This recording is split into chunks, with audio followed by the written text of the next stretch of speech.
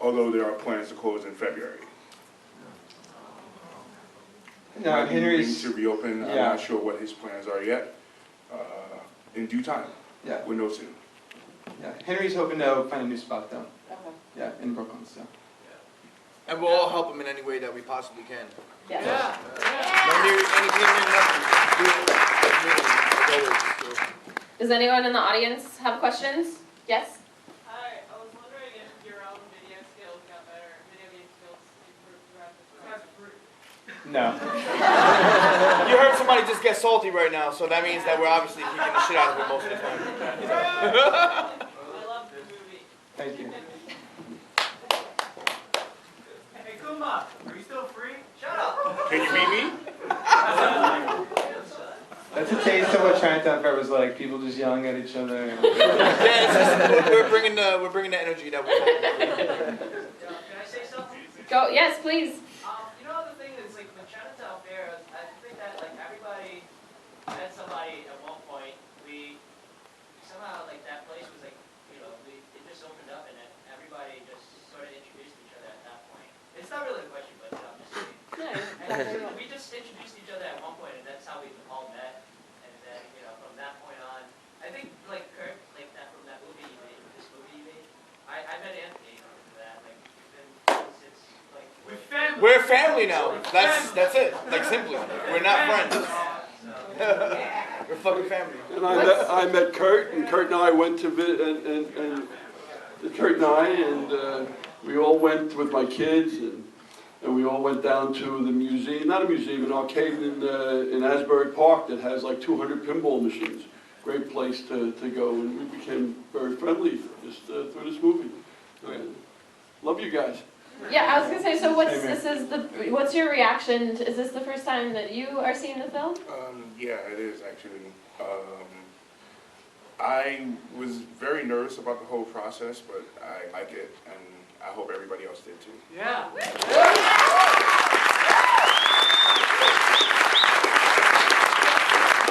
Joe?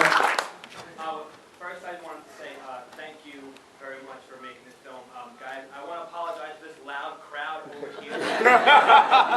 We really did grow up inside the four walls of Chinatown Fair. Like, I could cry right now watching this movie. Yes. So, so how many people in this room did I meet in Chinatown Fair? Can I just get like a serious raise of hands? You don't need to do it, just fucking laugh. But all already the know. people I met inside those walls, they really are like another family to me. And to have you guys see what we saw and like maybe feel what we felt when we were playing, and the energy and the nostalgia, like, thank you guys for coming and thank you guys for making Thank you for being here.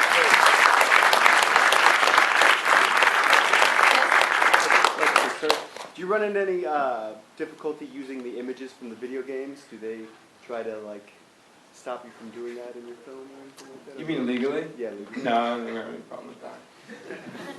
But yeah, it's fair use. I mean, that's what we're claiming. I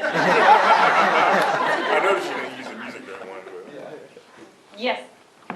Yes, you. I just want to say thank you for letting us see Sam one more time because he meant so much to us. Word up. Last thing, closing time. Always remember that. How are you? I actually wish you had that line in the At the movie. end of closing time at 3 in the morning. Yeah. And he is our Just for father us. the other day. He gave us that home to become the best in the fucking world. Yeah. Hell yeah. Hell yeah. Yeah. I really do wish you had that closing line. Did you put a call out for that? How'd you get it? We just searched for that. So what was your question about the archival? Yeah, where'd it come from? Okay, so the great chicken footage of like a news segment, that's NBC news footage from the 70s. More like that when people were playing inside the arcade. That a guy named Steven Seagal in New Jersey shot some incredible footage of some arcades in New York City in the 70s, in Coney Island and Times Square. And we worked with him in restoring the footage, and this is beautiful. It's 16 millimeter. So yeah, we found some clips on YouTube, and that's how we found him. And then we dug into his archives and found these old reels, and yeah. Yes. To anyone's knowledge, has anyone ever beaten a chicken? I was gonna ask, has anyone met the I've chicken? never seen it done, I've never seen a fortune cookies given away. No one ever beat Not that I it in know of. Chinatown, however, in Atlantic City, we saw someone beat it. But I've been trying now for 4 years to get the machine back. There's one guy who owns all 4 of them that there are, and he's down south, and he only goes to grand openings of casinos and county fairs. And he'll come to Chinatown for $4,000 a week, but the bottom line is 2 people actually worked on the concept for over a month or 2, but they always came back and said we can't put it all together. So if someone here knows how to put a machine together, we'll get you the chicken. Yes, in the back. Yeah, it'll be out. Yes. Yeah, from the opening sequence till the end, I thought the filming and the music just really jived together so well. You know, round of applause for the composer.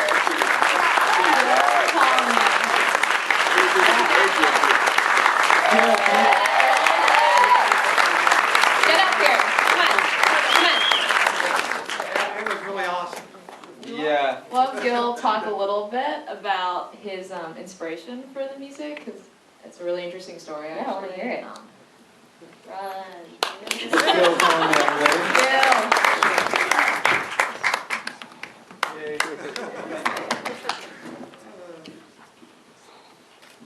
I love these guys. They're amazing. Wow, this is great. So actually, Kurt inspired me to get back in touch with my analog roots. Because when I was 13, I got my first synthesizer. And then in the last 25 years, I've been scoring films, and I've been kind of getting more into the computer and software-based and recording with orchestras and all of that. And I kind of let go of my analog synthesizer love. And so when we started working on this, we talked for a long time about the type of music we like. The 3 of us did listening sessions and got really inspired by it. And then I found myself curiously a lot on eBay, buying vintage analog synths. And 1, 2, 3, ended up with like 6 pieces of gear that you're hearing right here. And so I want to thank you guys for re-inviting me to my own analog core, and something I'm really excited about doing more of. Thank you.